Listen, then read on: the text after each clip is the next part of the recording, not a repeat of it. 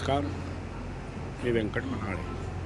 वैश्विक हिंदू राष्ट्र महोत्सव येथून भगवान श्री कृष्ण के चरणों में मेरा नमन, परात्पर गुरु डॉक्टर जयंत बालाजी आठवाले के चरणों में मेरा नमन, सम्मानित व्यासपीठ, यहाँ पे उपस्थित सारे संतगण, सारे हिंदूनिष्ठ जो भारत के अलग अलग कोनों से आए और इस समय तो हम लोग जो वैश्विक हिंदू राष्ट्र का एक चिंतन लेके चल रहे हैं, आप सबको मेरा नमस्कार। एक बहुत ही महत्वपूर्ण विषय पे आज एक डिस्कशन होने जा रहा है और मुझे ऐसा लगता है कि जो ये पूरी चर्चा है ये एक्चुअली मूल कारण है जिसकी वजह से आज जितनी प्रॉब्लम्स हम देख रहे हैं अलग अलग पार्ट्स में, और जो मजबूर किया गया है हिंदू समाज के लोगों को इस देश में दूसरे दर्जे का नागरिक बनने के लिए, उसकी जो फॉल्ट लाइन है, उस फॉल्ट लाइन का जो कोर है वो है जो दो शब्द संविधान में जोड़े गए हैं, सेकुलर सोशलिस्ट, 42nd अमेंडमेंट से 1976 में। अगर इसका कुछ इतिहास का अध्ययन करें कि सेकुलर और सोशलिस्ट वर्ड जोड़ना, क्या संविधान निर्माताओं ने जब संविधान कॉन्स्टिट्यूशनल असेंबली की डिबेट्स में इसकी चर्चा हुई थी तो क्या ये बातें चर्चा में आई थी? तो मैं आपको वो एग्जैक्ट रेफरेंसेस भी अभी दूंगा, पर पॉइंट इन इशू ये है कि सेकुलर और सोशलिस्ट वर्ड क्या प्रीएम्बल में जोड़ा जा सकता है कि नहीं। अगर प्रीएम्बल को पूरा पढ़ा जाएगा तो प्रीएम्बल ऐसे रन करता है जो अमेंडमेंट से पहले था, we the people of India having solemnly resolved to constitute India into a sovereign democratic republic and to secure to all its citizens justice, social, economic and political liberty, और ऐसे करके and में जो दो लाइनें बहुत इंपॉर्टेंट है, we on this 26th day of November 1949 do hereby adopt, enact and give to ourselves this constitution। मतलब 26 नवंबर 1949 को एक शपथ ली गई थी और उस शपथ में कुछ चीजें प्रिस्क्राइब थी कि हमें एक अपने संविधान का प्रारूप कैसे देना है। और इस मामले को जब हमने सुप्रीम कोर्ट में चुनौती दी कि ये जो दो वर्ड्स 42nd अमेंडमेंट से जोड़े गए हैं, तो जो सुप्रीम कोर्ट में वन ऑफ द ऑनरेबल जजेस हैं, उन्होंने ये कहा कि this constitution, this preamble comes with a specific date. ये जो प्रीएम्बल है इसमें एक स्पेसिफिक डेट मेंशन्ड है, 26 नवंबर 1949। सो उसको रेट्रोस्पेक्टिवली आप कैसे अमेंड कर सकते हैं? अभी ये मामला सुप्रीम कोर्ट में विचाराधीन है। इन दोनों वर्ड्स की कॉन्स्टिट्यूशनल वैलिडिटी, कि ये वर्ड्स गलत ढंग से जोड़े गए हैं, इसलिए उसको डेफिनेटली आज नहीं तो कल अनकॉन्स्टिट्यूशनल डिक्लेयर किया जाएगा, क्योंकि उसका मूल कारण सबसे पहला, इसके कुछ कारण है जिसमें मैं सबसे पहले पॉइंट पे आ रहा हूं जो सब लोगों को समझने की जरूरत है कि ये जो प्रीएम्बल है ये एक स्पेसिफिक डेट के साथ मेंशन्ड है। तो अगर प्रीएम्बल स्पेसिफिक डेट के साथ मेंशन्ड है तो उसको आप रेट्रोस्पेक्टिवली अमेंड नहीं कर सकते। दूसरा इसका सबसे इंपॉर्टेंट पहलू ये जो सेकंड पॉइंटर है वो ये है कि we the people of India having solemnly resolved to constitute India into a sovereign democratic republic। उस समय सेकुलर और सोशलिस्ट वर्ड को ऐड जानबूझ के नहीं किया गया था, और इसका मैं आपको रेफरेंस बताना चाहता हूं। प्रोफेसर केटी शाह ने संविधान सभा की डिबेट में इसको 3 बार प्रपोज किया था, इस अमेंडमेंट को, कि सेकुलर और सोशलिस्ट वर्ड ऐड किए जाएं।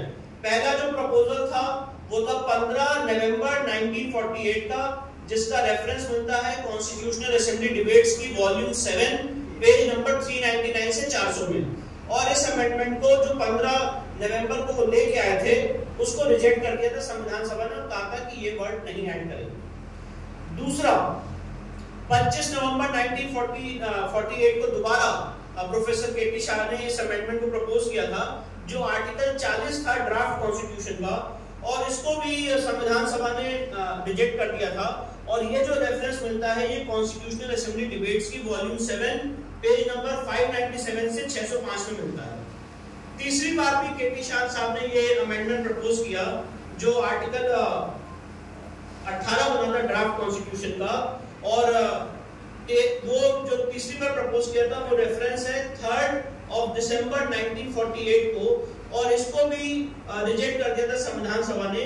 और ये जो रेफरेंस मिलता है ये मिलता है वॉल्यूम 8 में पेज नंबर 815 में कॉन्स्टिट्यूशनल असेंबली डिबेट्स की। तो सबसे बड़ी बात यह है कि जब भी हम लोग किसी अमेंडमेंट की चर्चा करते हैं तो ये बात की जाती है कि संविधान के निर्माताओं ने इसके बारे में क्या सोचा, हमारे फोर फादर्स ने, ड्राफ्टिंग कमेटी के जो सदस्य थे उन्होंने इसके बारे में क्या सोचा। तो सेकुलर और सोशलिस्ट वर्ड को ड्राफ्टिंग कमेटी ने प्रोफेसर केटी शाह के प्रपोजल को 3 बार रिजेक्ट किया है। तो इसका मतलब यह है कि original basic structure of the constitution नहीं था। इसके बाद इसको गलत ढंग से, जब ये देश इमरजेंसी में था, बिना कोई डिस्कशन के जो 1976 में 42nd अमेंडमेंट से जोड़ा गया है, ये पूर्णतः गलत है। इसका तीसरा सबसे इंपॉर्टेंट बिंदु ये है कि आज आप कैसे किसी को, लोगों को कैसे फोर्स कर सकते हैं सेकुलर होने के लिए, जब आर्टिकल 25 के तहत अधिकार दिया गया है। और एक और प्रश्न ये भी उठता है कि सेकुलर वर्ड की मतलब क्या है, सोशलिस्ट वर्ड का मतलब क्या है। सेकुलर और सोशलिस्ट दो ऐसे वर्ड हैं जिसको आज तक कभी डिफाइन ही नहीं किया गया। संविधान के हर एक का वर्ड्स की डेफिनेशन हुई है, परिभाषा हुई है, या उस पर चर्चा हुई है, उसका एक डिबेट निकल के सामने आया है, पर सेकुलर और सोशलिस्ट वर्ड जो संविधान में इंसर्ट किया गया है गलत ढंग से, उसकी कभी कोई चर्चा ही नहीं हुई है कि इसका अर्थ क्या है, इसका मतलब क्या है। तो मैं आपके सामने एक बात रखना चाहता हूँ कि सरकारें सेकुलर हो सकती हैं कि आप सरकार चलाने में लोगों को धर्म के नाम पे भेदभाव नहीं करेंगे, ये बात तो कुछ हद तक समझ में आती है, पर आप लोगों को कैसे फोर्स कर सकते हैं सेकुलर रहने के लिए, जब आपने उनको आर्टिकल 25 के तहत धर्म का अधिकार दिया। हर धर्म मानने के लिए ये उसका अपना अधिकार है कि उसका रिलीजन सुप्रीम है, उसका धर्म सुप्रीम है। और एक बात और बताना चाहता हूं, जो लोग अब्राहमिक रिलीजन से आए हुए हैं, ये सिर्फ हम लोग कहते हैं एक पॉपुलर परसेप्शन में कि भाई आप अगर अलग विचारधारा के लोगों से मिलेंगे तो वो लोग कहेंगे भाई हम तो सेकुलर, हम सारे लोगों को एक बराबर मानते हैं। ये हम कह सकते हैं, कभी कोई अब्राहमिक रिलीजन का आदमी ये नहीं कह सकता है कि सारे लोग बराबर हैं। ये सिर्फ और सिर्फ हमारी गलती होती है जब हम कहते हैं कि सारे लोग बराबर हैं। मैं पूछना चाहता हूं कि जब आर्टिकल 25 के तहत आपने अधिकार दिया हमें राइट टू रिलीजन, तो उसके बाद ये कैसे माइंड में भरा जा रहा है, किस मानसिकता से भरा जा रहा है कि सारे धर्म बराबर हैं। पहली बात तो धर्म और रिलीजन खुद में तो अलग वर्ड है, इसके ऊपर काफी कल यहाँ पे चर्चा हुई है और इस पे विवेकानंद जी ने भी काफी डिटेल्ड अपना डिस्कशन किया है कि हिंदू समाज के जितने लोग हैं ये एक हिंदू धर्म है और बाकी चीजें रिलीजन है। तो उसको भी चलिए आपने एक पहलू में रख दिया आर्टिकल 25 के तहत जब रिलीजन की आपने बात की, पर सवाल ये उठता है कि जब आपने मुझे मेरा धर्म फॉलो करने का अधिकार दिया है तो आप ये कैसे कह सकते हैं कि सारे लोग बराबर हैं और सरकारें काम में, अपने कामकाज में भेदभाव ना करें धर्म के आधार पे। ये इसकी संरचना हो सकती है, पर लोगों के ऊपर कैसे भरा जा रहा है कि वो लोग सेकुलर हैं। सेकुलर वर्ड का अर्थ क्या है, आज तक ये बात हम लोगों को पता नहीं लगी। अब इसमें एक बड़ी इंपॉर्टेंट बात ऐसे आती है, ये जैसे मैंने आपके सामने कुछ बातें रखी, एक प्रोविजन है representation of the people act में। ये सारी बातें जो मैं कर रहा हूं उसको एक कड़ी में देखने की जरूरत है, क्योंकि सेकुलरिज्म और सोशलिज्म के नाम पे जो अलग अलग कंट्रडिक्शंस उभर के आए हैं पिछले 70 सालों में, ये मैं आपके सामने रख रहा हूं। एक प्रोविजन है representation of the people act में सेक्शन 29A और सेक्शन 29B। सेक्शन 29A और सेक्शन 29B में ये बाद में अमेंडमेंट से आया 1989 में, आपने 1980s के दशक में आया और आपने पॉलिटिकल पार्टीज को फोर्स किया। इनफैक्ट पॉलिटिकल पार्टी का concept representation of people act में 1980 के दशक में आया, उससे पहले कॉन्सेप्ट नहीं था। तो आपने पॉलिटिकल पार्टीज को कंपेल किया कि अगर किसी आदमी को अपनी राजनीतिक दल बना के उसका रजिस्ट्रेशन कराना है तो आपको एक अंडरटेकिंग देनी पड़ेगी, एक एफिडेविट देना पड़ेगा by virtue of section 29A of the representation of people act. और अंडरटेकिंग क्या देनी है कि हम लोग सोशलिस्ट और सेकुलर इन दोनों प्रिंसिपल्स को अवॉइड करेंगे। ये अंडरटेकिंग देनी है किसी भी राजनीतिक दल को जब वो अपनी पॉलिटिकल पार्टी रजिस्टर कराएगा, और जो पुराने राजनीतिक दल हैं उनको भी अमेंडमेंट आने के बाद एक अंडरटेकिंग देनी है। अब बड़ी मजेदार बात देखिए, इस समय मैं आपके सामने उदाहरण रखना चाहता हूं। AIMIM हमने रिसर्च की, उसकी पूरी लीगल रिसर्च की और मैं यहाँ पे उसको शेयर भी कर दूंगा। AIMIM जो पॉलिटिकल पार्टी है, ऑल इंडिया मजलिसे इत्तेहादुल मुस्लिमीन, इसका जब आप अगर संविधान पढ़ेंगे पूरी पार्टी का, मैं आपके सामने बहुत ही बोल्डली, बहुत ही जिम्मेदारी से और बहुत ही वेल रिसर्च करने के बाद ये कहना चाहता हूं कि पूरी की पूरी पार्टी सिर्फ और सिर्फ मुस्लिम समाज के बेनिफिट के लिए बनी हुई है। ये कुछ नहीं, मुस्लिम लीग पार्ट 2 है। और कंट्रडिक्शन देखिए, एफिडेविट दे रहे हैं that we will avoid by the principles of secularism and socialism, और पूरी की पूरी पार्टी सिर्फ और सिर्फ मुस्लिम समाज के बेनिफिट के लिए बनी। ओपनली उन्होंने अपने संविधान में लिखा हुआ है, और वो देश की इलेक्टोरल प्रोसेस में पार्टिसिपेट कर रहे हैं और चुन के आ रहे हैं। ये सबसे बड़ा एक कंट्रडिक्शन है। मुझे याद है कि जब कुछ लोगों ने वोट्स मांगे थे, चाहे श्रद्धेय बाला साहब ठाकरे हो, तो उनके ऊपर मुकदमे किए गए थे कि आपने धर्म के नाम पे वोट मांगे। सेक्शन 123 सब क्लॉज 5 का आपने representation of people act section 123 sub clause 3 और 5 का आपने वायलेशन किया। पर यह सवाल ओवैसी साहब से और उनकी पार्टी से नहीं पूछा जाता है कि आपकी पूरी की पूरी पार्टी सिर्फ और सिर्फ मुस्लिम समाज के बेनिफिट के लिए बनी है, जो आपने अपने संविधान में लिखा है। आपकी पूरी की पूरी पार्टी की रिकॉग्निशन समाप्त होनी चाहिए, पर आपने एक एफिडेविट दे दिया कि हम सेक्युलरिज्म के प्रिंसिपल को अवॉइड करेंगे, और आपकी पार्टी चल रही है। तो ये किस तरह का सेक्युलरिज्म है? अभी हम लोगों ने देखा कि जिस तरह से चुन के आने के बाद 18वीं लोकसभा में, लोकसभा कॉन्स्टिट्यूएंसी नंबर 9 हैदराबाद से ओवैसी साहब ने कॉन्स्टिट्यूशन की शपथ लेने के बाद कितना बड़ा कंट्रडिक्शन है। और आप तर्क देखिए, कॉन्स्टिट्यूशन की शपथ लेने के बाद आप पार्लियामेंट में शपथ आपने ली, अपने इस्लामिक अंदाज में आपने शपथ ली। शपथ लेने के बाद आप कहते हैं एंड में जय फिलिस्तीन, पार्लियामेंट के मंच से, जो आर्टिकल 102 का सीधे सीधे मर्डर करता है। Article 102 sub clause 1 sub clause D ये कहता है कि कोई भी आदमी अगर अपनी एडहेरेंस या allegiance to a foreign nation show करता है, he will be immediately disqualified by the president of India. और इस देश में आप प्रो फिलिस्तीन नारे लगा रहे हैं, जो एक इस्लामिक स्टेट है। तो मैं आपसे ये कहना चाहता हूं, और जब इस बात को रेस किया गया, कंप्लेंट फाइल की गई राष्ट्रपति महोदय के सामने, तो जो ओवैसी साहब के प्रवक्ता थे उन्होंने कहा कि पार्लियामेंट में जय हिंदू राष्ट्र के नारे भी तो लगे थे। पहली बात तो जो बरेली के सांसद ने जय हिंदू राष्ट्र के नारे लगाए थे वो उनके बाद लगाए थे, तो क्या ओवैसी साहब ने ये प्रेज्यूम कर लिया था कि जय हिंदू राष्ट्र के नारे लगने वाले? दूसरा इसका पहलू ये है कि ओवैसी साहब ने जो जय फिलिस्तीन के नारे लगाए हैं, इट्स इस्लामिक स्टेट। आप इस्लामिक स्टेट को एलिजियंस शो कर रहे हैं, सहयोग शो कर रहे हैं, समर्थन शो कर रहे हैं, और जब आप पे प्रश्न उठाया जा रहा है तो आप कह रहे हैं कि आपने जय हिंदू राष्ट्र के नारे क्यों लगाए? मतलब आप खुद एक इस्लामिक स्टेट को प्रमोट कर रहे हैं, पर आप सेकुलर बनने के लिए ऑब्जेक्शन दिखा रहे हैं कि जय हिंदू राष्ट्र के नारे लगाए जा रहे हैं। हमने इस देश के सेकुलर संविधान में यह भी देखा है, वो दिन भी देखा है, जिसे कहता मैं जिसे कहूंगा एक ब्लैक डे है इस देश की पूरी लीगल हिस्ट्री में, जहां पे लोगों ने अगर जय हिंदू राष्ट्र के नारे लगाए हैं तो उनको अरेस्ट भी किया गया, जेल भी डाला गया। मैं आपके सामने उदाहरण देना चाहता हूं भाई प्रीत सिंह का, जो जब जंतर मंतर में प्रदर्शन हो रहा था तो उन्होंने जय हिंदू राष्ट्र का नारा लगाया था और उनको अरेस्ट कर लिया गया था। और दिल्ली हाई कोर्ट में मैंने यही बात उनकी तरफ से कोर्ट में रखी कि अगर जय हिंदू राष्ट्र का नारा लगाना ऑफेंस है तो मुझे आप बेल मत दीजिए, मुझे जेल में ही रहना मंजूर। दिल्ली हाई कोर्ट ने डिटेल्ड हियरिंग के बाद ये होल्ड किया कि नहीं, इन्होंने कोई ऑफेंस नहीं किया गया और उनको बेल पे छोड़ा गया।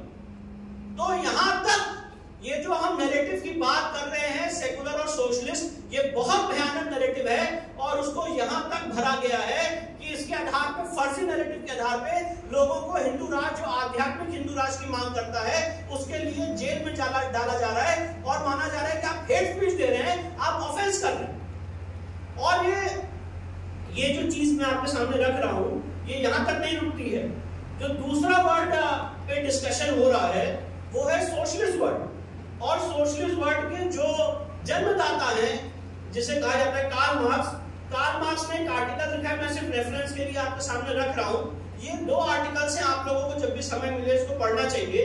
एक उन्होंने आर्टिकल लिखा है 10 जून 1853 को, ये आर्टिकल की हेडिंग है the British rule in India, और ये पब्लिश हुआ था 25 जून 1853 को।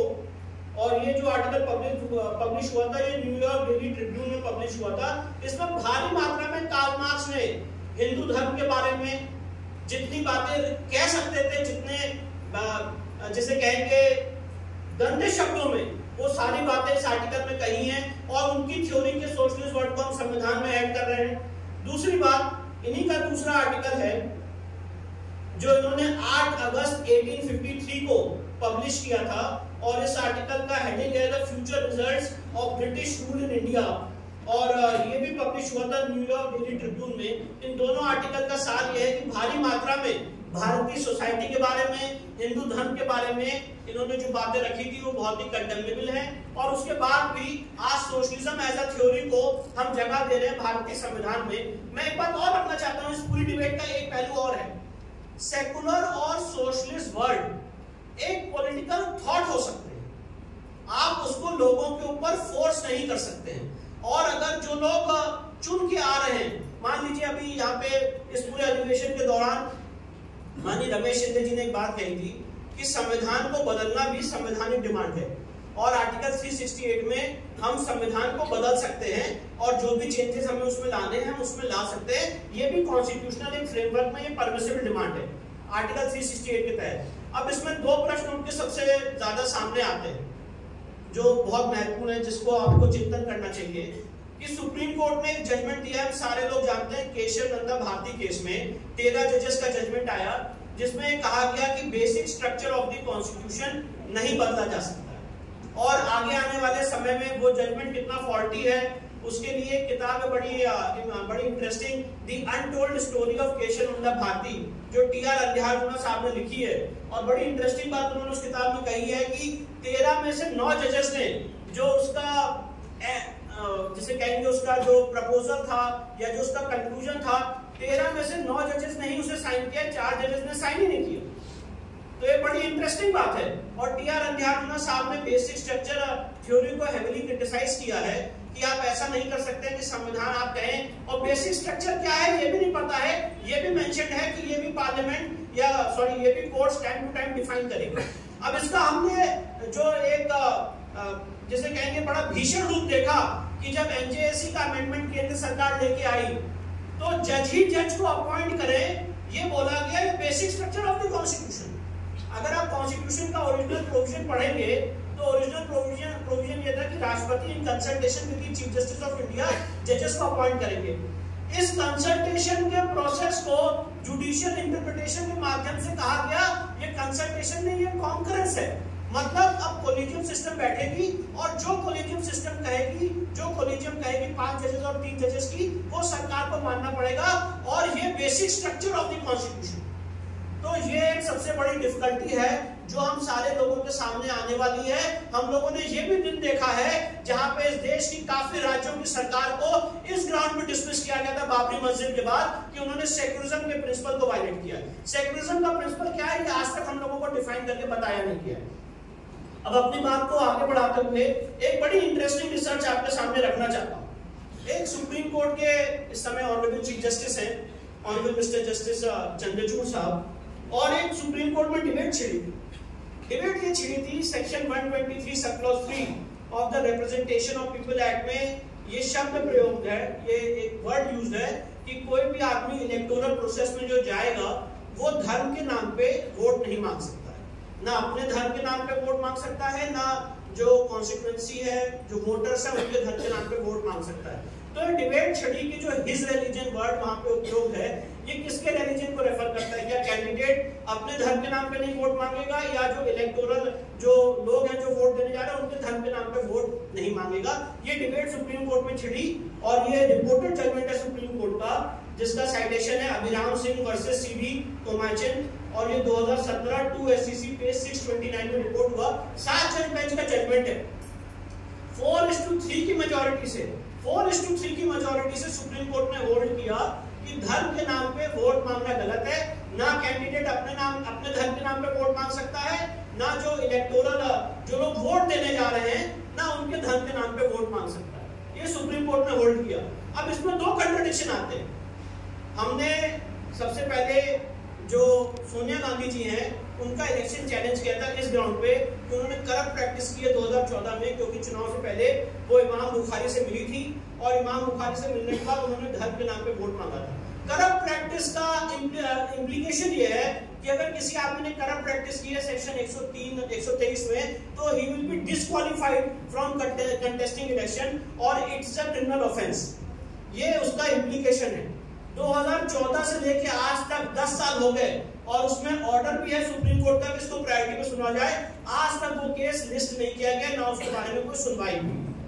और भी लोग धर्म के नाम पे बराबर वोट मांगते हैं पर कोई एक्शन नहीं लिया जाता है। पर जहां कोई हिंदू समाज की बात करता है तो तुरंत उसको हेट स्पीच के दायरे में लाया जाता है और कहा जाता है कि आप धर्म के नाम पे वोट मांग रहे हैं। अगर आप कांग्रेस पार्टी का कर्नाटका का मैनिफेस्टो देखेंगे, जिसको मैंने सुप्रीम कोर्ट में चुनौती दी थी 2019-20 में, पूरा का पूरा मैनिफेस्टो सिर्फ और सिर्फ धर्म के नाम पे है, जो सुप्रीम कोर्ट के जजमेंट की धज्जियां उड़ाता है पर कोई एक्शन नहीं लिया गया। कितनी ऐसी पार्टियां हैं जो जाति, धर्म और जाति दोनों चीजें इस जजमेंट में मेंशन है, कितनी ऐसी पार्टियां हैं जिन्होंने जातियों के नाम पे वोट मांगा पर उनके ऊपर कोई एक्शन नहीं लिया गया।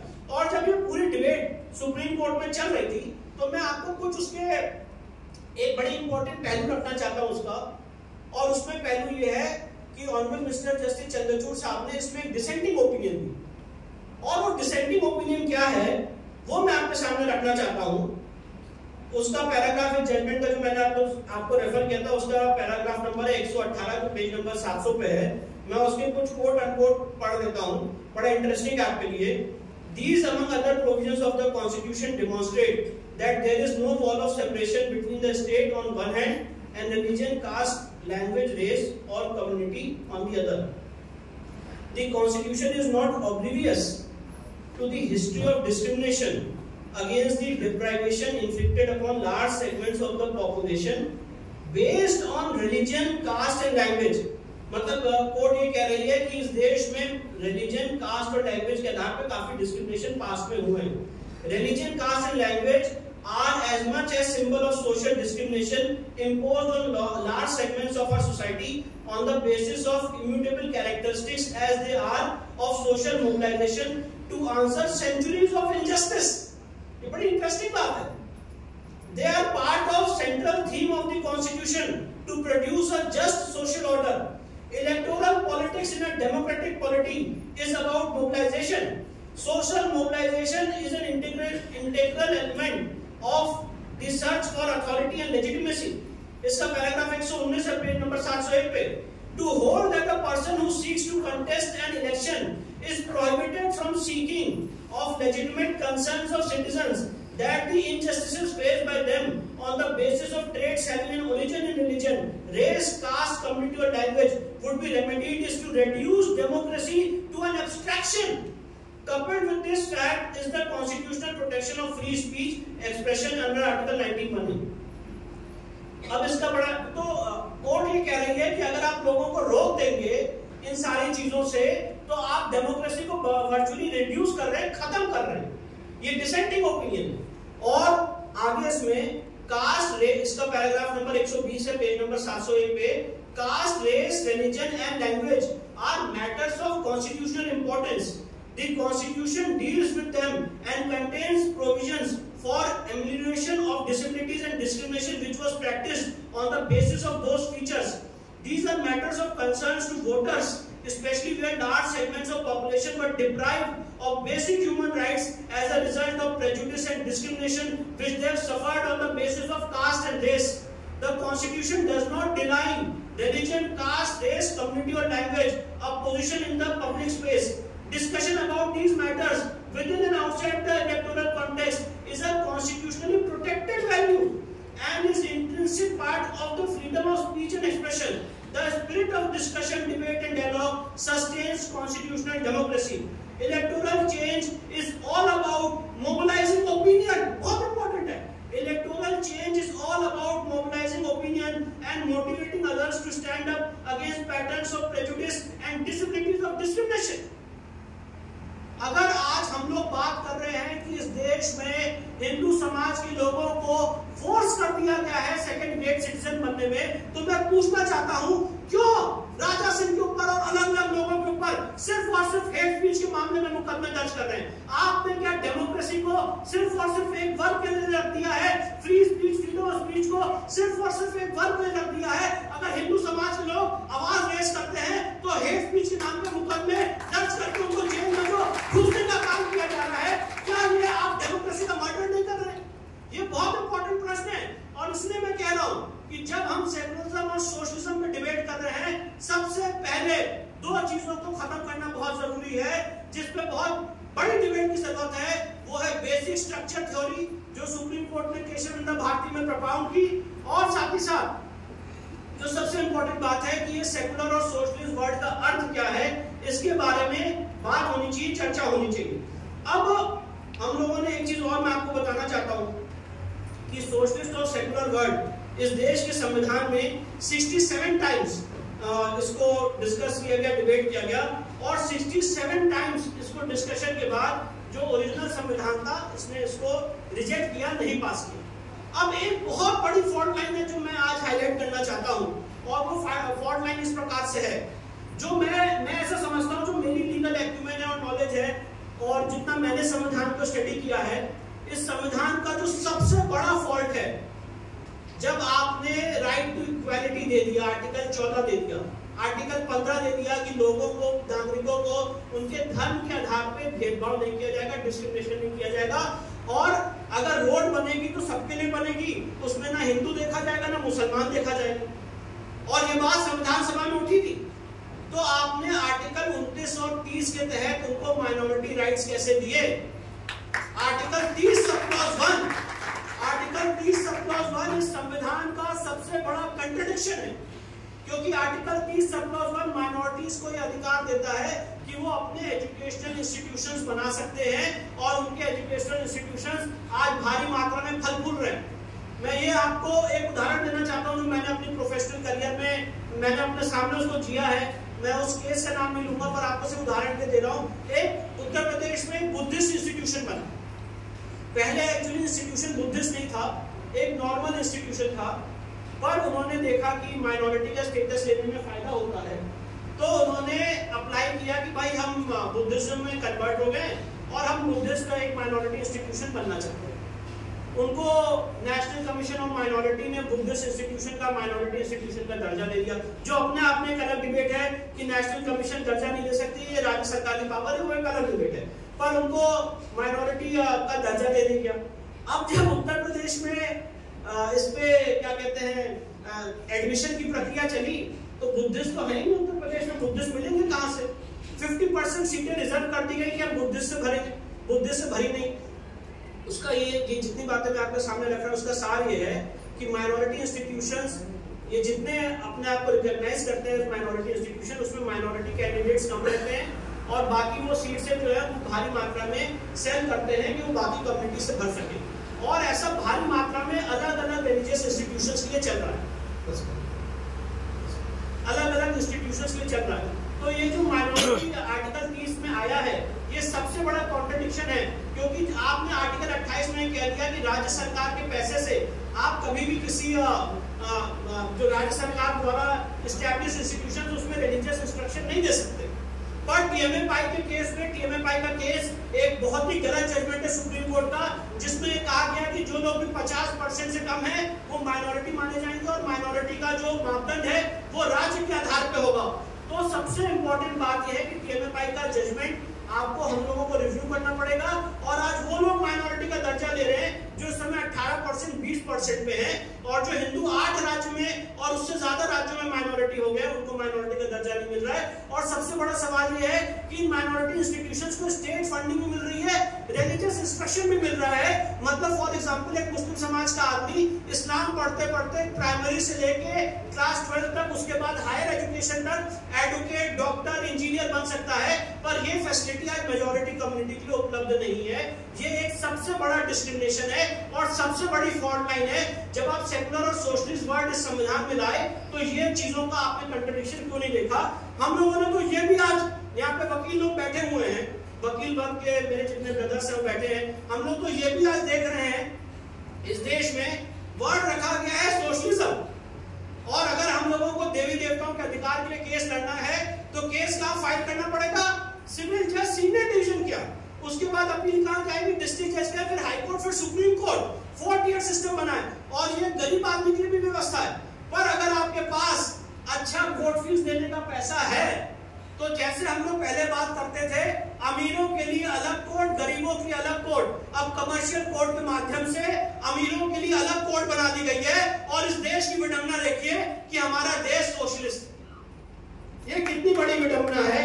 और हमने देखा कि किस माध्यम से वक्फ एक्ट, समय समाप्त हो गया, मैं खत्म कर रहा हूं, मैं बस रखना चाहता हूं कि वक्फ एक्ट 1995 में सेक्युलरिज्म का क्या भीषण रूप है वो हम लोग देख रहे हैं। हमने देखा कि इस देश में सेक्युलरिज्म की आड़ में हर सब्सिडी दी गई जो आर्टिकल 27 का सीधे सीधे वायलेशन करता है।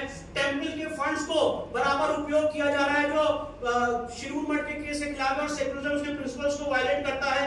साथ ही साथ वक्फ एक्ट में आपने कहा कि इस्लामिक कोड बनेगी, जो कोड बनेगी उसमें एक इस्लामिक लॉ का स्कॉलर होना जरूरी है। सेक्शन 85 वक्फ एक्ट में आपने इस देश के कोई भी जियो एक्ट नोटिफिकेशन लॉ में ये प्रोविजन नहीं देखा होगा कि कोई हिंदू लॉ का स्कॉलर किसी कोर्ट में बैठ सकता है। ये कहीं भी कोई क्वालिफिकेशन आपको नहीं देखने को मिलेगी।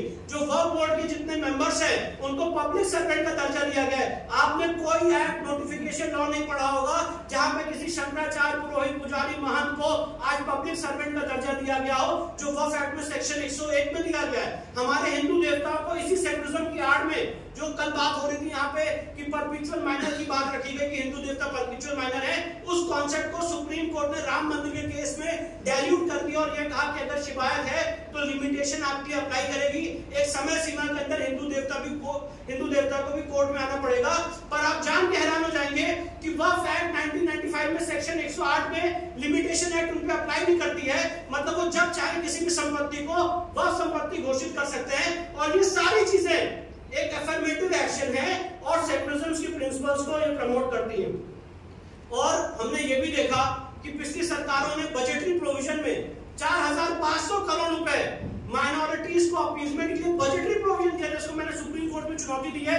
मामला सुप्रीम कोर्ट में विचाराधीन है। इस समय वो बजट गिर के पिछली बार 3200 करोड़ रुपए हो गया है। और आप अगर उस बजटरी प्रोविजन को पढ़ेंगे तो पढ़ के शॉक हो जाएंगे। वक्फ को इंटरेस्ट फ्री लोन दिए जा रहे हैं। जो मुस्लिम बच्चे हैं उनको यूपीएससी के लिए कोचिंग दी जा रही है। और तो ये क्या सेक्युलरिज्म की प्रिंसिपल का वायलेशन नहीं है? क्या ये आर्टिकल 27 का वायलेशन नहीं है? अगर रोड बन रही है तो वो हिंदू के लिए भी बन रही है, मुसलमान के लिए भी बन रही है, क्रिश्चियन की भी बन रही है, सारे लोगों के लिए बन रही है। पर अलग से क्यों माइनॉरिटीज के लिए बजट दिए जा रहे हैं? ये सारे सवाल हैं, ये सारे कंट्रडिक्शन है। तो ये मामला सुप्रीम कोर्ट में विचाराधीन है जहां तक सेक्युलर और सोशलिस्ट वर्ड की बात है। पर इसका जो भीषण रूप है, मैंने आपके सामने वो उदाहरण रखे, ये बहुत ही भयावह है। आपने मुझे धैर्यतापूर्वक सुना, इसके लिए आप सबको अधिवक्ता Vishnu Shankar Jain, Supreme Court, Delhi. Lokadhikar news, वैश्विक हिंदू राष्ट्र महोत्सव, रामीनाथ, होंडा, गोवा।